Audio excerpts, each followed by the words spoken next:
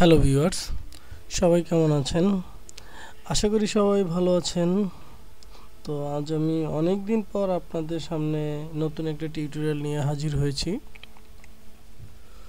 তো আজকে আমার যে টিউটোরিয়ালটা করব, যে টপিকসটার উপরে, সেটা হলো যে আপনারা মাইক্রোটিক রাউটার দিয়ে প্লাস আপনার ইনডোর মডেম বা আপনার ইনডোর যে রাউটারগুলো আছে, বাংলা লায়ন, কিউবি, ওয়াইম্যাক্স, তারপর ওলো, বিভিন্ন কোম্পানির আছে। অথবা দেখা গেছে যে আপনার কি বলে গ্রামীণের মডেম অথবা গ্রামীণের রাউটার, এগুলো দিয়ে আপনি মাইক্রোটিকের মাধ্যমে আপনি কম্পিউটার অ্যাক্সেস করবেন, প্লাস কম্পিউটারের আপনার ইন্টারনেট কন্ট্রোল করবেন। তো এইটা কিভাবে করবেন সেটা আজকে আমি আপনাদের দেখাবো। তো এইটা মূলত আপনি করতে পারবেন। তো আমি আজকে যে মডেমটা নিয়েছি, সে মডেমটা হলো আমার উইনম্যাক্স বাংলা লায়ন, যেটা বাংলা লায়নের আপনার ইনডোর রাউটার যেটা আছে ওইটা নিয়েছি। দেখেন এখানে আমার ইনডোর রাউটারের 4টা ল্যান পোর্ট আছে।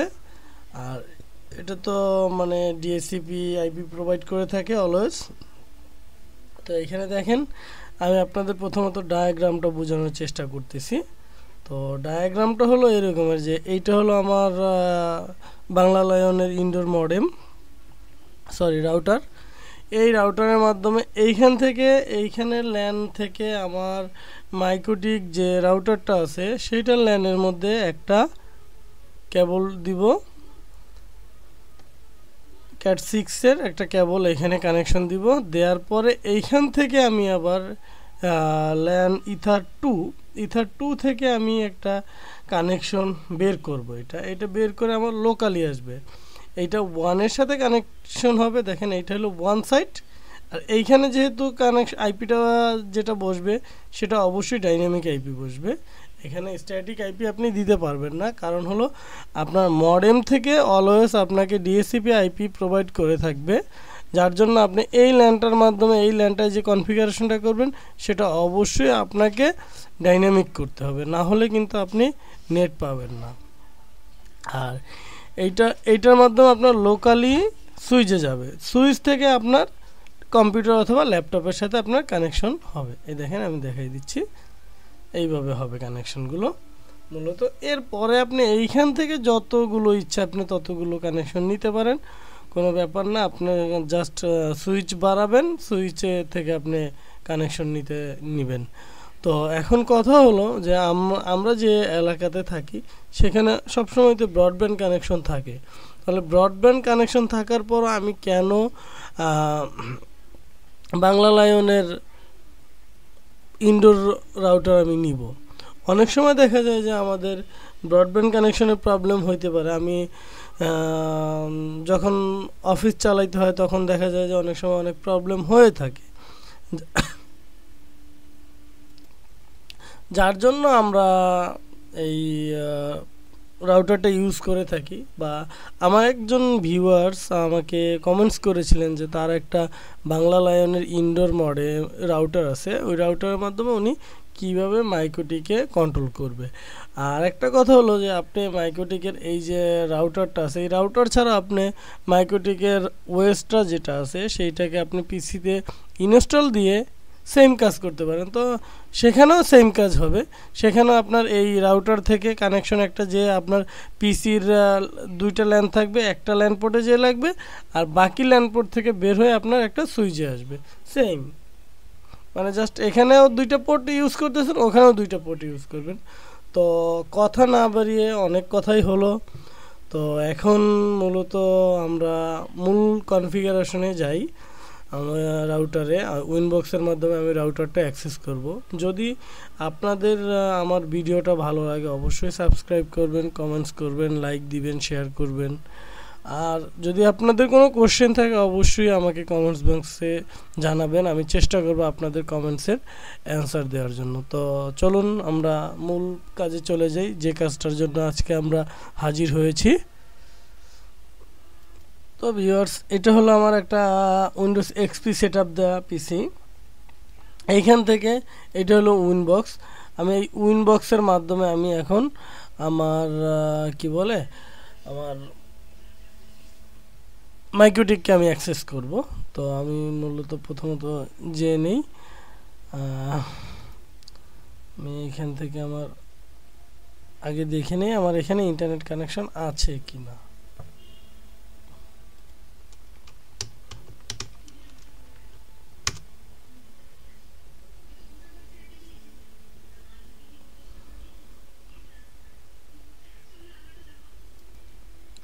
না, দেখেন আমার এখানে ইন্টারনেট কানেকশন নেই। ইন্টারনেট কানেকশন থাকলে এতক্ষণে চলে আসতো। এই যে দেখেন আমার কোনো ইন্টারনেট কানেকশন এখানে আমার নেই। তো এখন আমি কি করব, কনফিগারেশনে যাব। কনফিগারেশনে যাওয়ার আগে আমি উইনবক্সটাকে অবশ্যই আপনারা ডাউনলোড করে নেবেন অথবা আপনার পেন ড্রাইভে করে নিয়ে নেবেন আপনার পিসিতে। তারপর উইনবক্সটা মূলত ডাউনলোড করবেন উইনবক্সে মাইক্রোটিকের ওয়েবসাইট থেকে।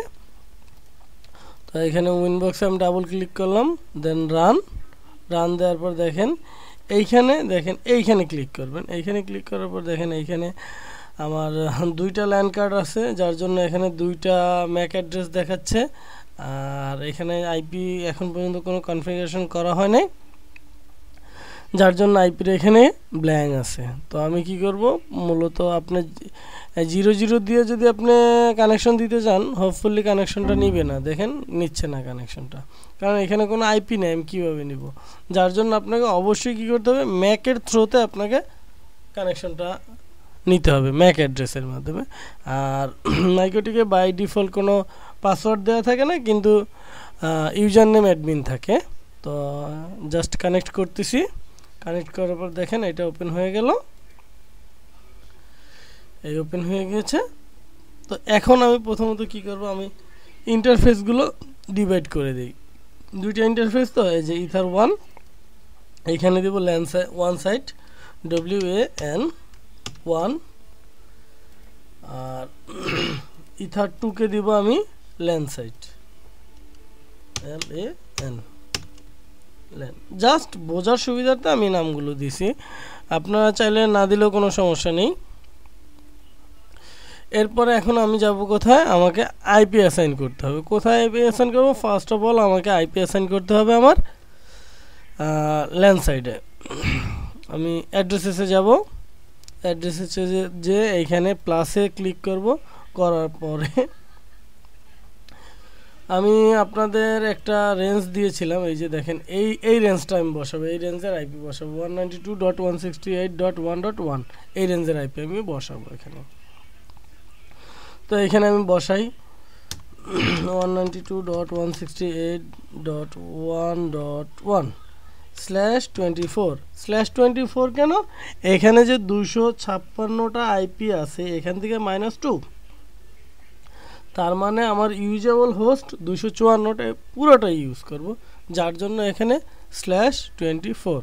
আর এইখানে 1 দেয়া, দেখেন 1টাকে আমি চেঞ্জ করে ল্যানে করে দেব, কারণ এই আইপিটা আমার ল্যান সাইডে বসবে। হ্যাঁ, যেটা আপনার আদার্স যে ইউজার আছে তাদের আপনি প্রোভাইড করবেন এই আপনার এই আইপিগুলো, ঠিক আছে। অ্যাপ্লাই দিলাম, ওকে, দেখেন এটা এখানে চলে আসলো। এখন আমাকে যেটা করতে হবে, এইটা হলো সবচাইতে ইম্পর্ট্যান্ট একটা পার্ট, সেটা হলো আমার ওয়ান সাইডেও তো আইপি বসাইতে হবে, তাই না? কিন্তু আমি ওয়ান সাইডে কোনো আইপি বসাবো না। কি করব, এটাকে জাস্ট ডাইনামিক করে দিব। ডাইনামিক করে দিব এজন্যই যে আমি আমার যে বাংলা লায়নের যে মডেম আছে ওইটার থ্রুতে আমি আইপি নিব। আর বাংলা লায়ন তো অলওয়েজ আপনাকে এক এক সময় যখন আপনি কানেক্ট করবেন তখনই আপনার এক একটা আইপি প্রোভাইড করে থাকবে, অলওয়েজ চেঞ্জ হবে, কন্টিনিউয়াসলি আপনার আইপিগুলো চেঞ্জ হবে। যার জন্য আমি এখন এখানে কি করব, ডিএসসিপি ক্লায়েন্টটা কনফিগার করে দিব। অটোমেটিকলি দেখবেন এইখানে আমার এইখানে একটা ওয়ান সাইডের একটা আইপি চলে আসবে। ইভেন আপনার গেটওয়েটাও অটোমেটিকলি কনফিগার হয়ে যাবে। তো আইপিতে গেলাম, আইপি এখানে দেখেন ডিএসসিপি ক্লায়েন্ট নামে আছে, এখানে ডিএসসিপি রিলে আছে, ডিএসসিপি সার্ভার আছে, বাট আমরা যাব ডিএসসিপি ক্লায়েন্টে। এখানে যাওয়ার পর আমি প্লাসে ক্লিক করব। প্লাসে ক্লিক করার পর এখানে আমি অবশ্যই ওয়ান সাইডে ইথার 1 আইপিটা ল্যান কানেকশনটা আমি দেখাবো। দেখানোর পরে আমি এখানে যা আছে তাই থাকবে, জাস্ট অ্যাপ্লাই দিব, ওকে দিব। দেখেন এখানে সার্চিং করতেছে, এই যে দেখেন অটোমেটিকলি এখানে আমার একটা আইপি পেয়ে গেছে, ইভেন এখানে ইয়েস ইয়েস আছে, তার মানে এখানে আমার কনফিগারেশন ঠিক আছে। ঠিক আছে, এখন আমি আইপি অ্যাড্রেসে দেখেন এইখানে কিন্তু এই যে দেখেন ওয়ান সাইডে আমার আইপি অলরেডি চলে আসছে। ঠিক আছে, এটা অটোমেটিকলি চলে আসছে। অটোমেটিকলি আসার কারণই হলো যে আমার মডেম যেটা আছে বা রাউটার যেটা আছে সে অটোমেটিকলি আইপি প্রোভাইড করে থাকে, যেটাকে বলা হয় ডিএসসিপি আইপি প্রোভাইড করে থাকে অথবা ডাইনামিক আইপি প্রোভাইড করে থাকে। এটা কিন্তু কন্টিনিউয়াসলি চেঞ্জ হবে। হ্যাঁ, এই দেখেন এখানে আমার এটা চলে আসলো। এখন আমাকে যেটা করতে হবে সেটা হলো রাউট করতে হবে, কিন্তু এইটা রাউট করব কাকে? রাউট করব হলো ওয়ান সাইডে যে আইপিটা অ্যাসাইন হয়েছে তার গেটওয়েকে। দেখেন এর এই যে দেখেন 229, এইটা হলো আমার আইপি, তাহলে এর গেটওয়ে যেটা আছে তাকে আমার রাউট করতে হবে। বাট এখানে আমার যেহেতু ডিএসসিপি করে দিয়েছি, ডিএসসিপি ক্লায়েন্ট, সেহেতু অটোমেটিকলি আমার রাউটটাও হয়ে যাবে। তো দেখি আমার রাউটটা হলো কি না। এখানে যাই, যাওয়ার পরে আমি এখানে রাউটে ক্লিক করলাম। দেখেন এইখানে এই যে এইটা হলো গেটওয়ে 192.168.204.2, এইটা হলো গেটওয়ে। অটোমেটিকলি কিন্তু এটা নিয়ে নিছে দেখেন রাউটের মধ্যে। যদি এটা না নিত তাহলে আপনার কি করতে হতো? প্লাসে যাইতে হইতো। প্লাসে যে এই যে গেটওয়ে এইখানে আইপি না দিয়ে এখানে আপনার ল্যানটা দেখাই দেওয়া লাগতো, সরি ইথার 1টা দেখাই দেওয়া লাগতো, তাহলেই হয়তো। এখানে দেখাই দিয়ে আপনি জাস্ট এখানে আইপি রেঞ্জ 00 যা আছে এইভাবেই থাকবে, থাকার পরে আপনি জাস্ট অ্যাপ্লাই দিবেন, ওকে দিবেন। দেখেন এইটা যেহেতু অলরেডি একটা আছে, যার জন্য এইখানে কিন্তু আপনার এইটা গ্রে আউট অবস্থায় আছে, তো এইটাকে আমি মাইনাস করে বাদ দিয়ে দিলাম। ঠিক আছে, আমার এখন পর্যন্ত ঠিক আছে, বাট আমি কিন্তু এখন পর্যন্ত আমি নেট কানেকশন পাবো না। রাউট করলাম, আইপি অ্যাড্রেস দিলাম।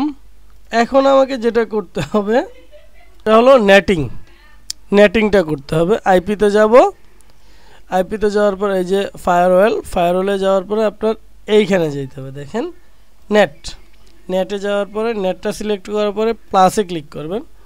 প্লাসে ক্লিক করার পরে এইখানে এসআরসি নেট যেটা আছে এইটাই থাকবে।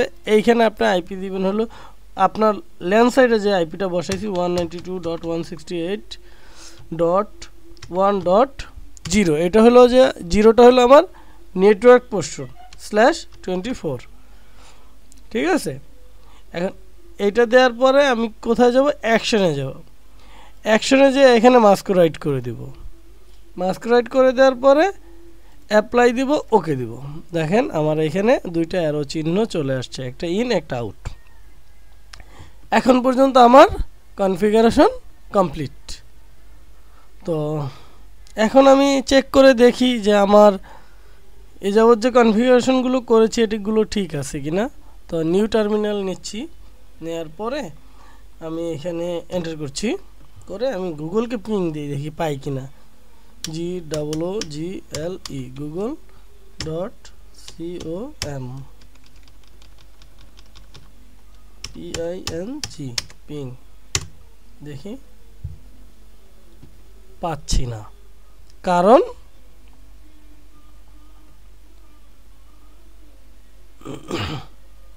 কারণ হলো এইখানে দেখেন আমার কিন্তু ডিএনএস বসানো হয় না, যার জন্য আমি পাচ্ছি না।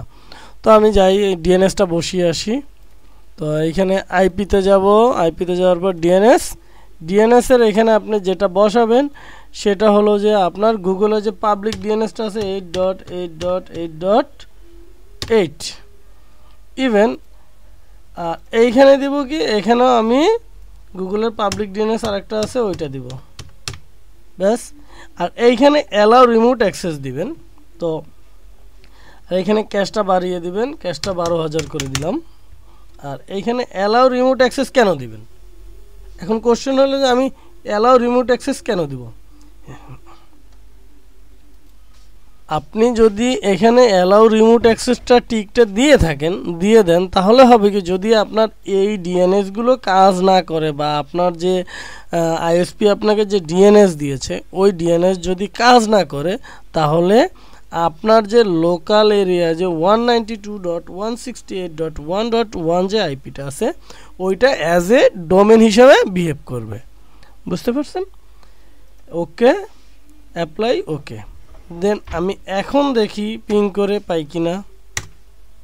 দেখেন আমার রিপ্লাই দিচ্ছে। বুঝতে পারছেন? এই যে আমার রিপ্লাইটা চলে আসতেছে। তো এখন আমি দেখব যে আমি নেট কানেকশন পাবো কি না।